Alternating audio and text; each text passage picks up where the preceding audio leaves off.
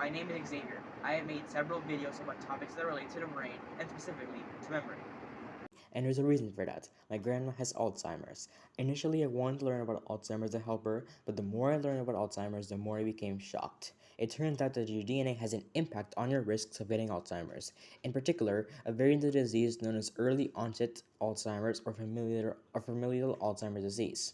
Familial Alzheimer's disease is caused by pathogenic mutations in three determinant genes, PSEN1, APP, and PSEN2. Let's see what would happen if a group of people carrying one of these genes migrated to an isolated place. Since this reduced population does not exhibit genetic diversity, a genetic drift known as the founder effect will occur, and the new community will start expressing genes that were rare in the original population and will become common in the next generations. This is exactly what happened when a couple emigrated to Colombia from Spain in the early 1700s and settled in a remote, isolated village surrounded by mountains. They were carriers of the Paisa variant in the PSEN1 gene that causes early onset Alzheimer's. Today, from the around 5,000 descendants of that couple, 1,000 people carry the Paisa mutation. They will experience cognitive decline around 45 and will live for roughly 10 years afterwards.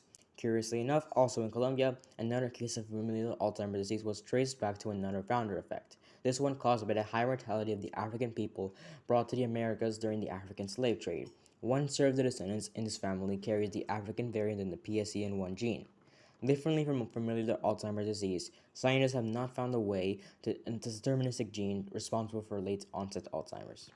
However, they did find a risk gene, the APOE4 gene on chromosome 19, which appears in 40 to 65% of people afflicted with late onset Alzheimer's. The results are not conclusive though.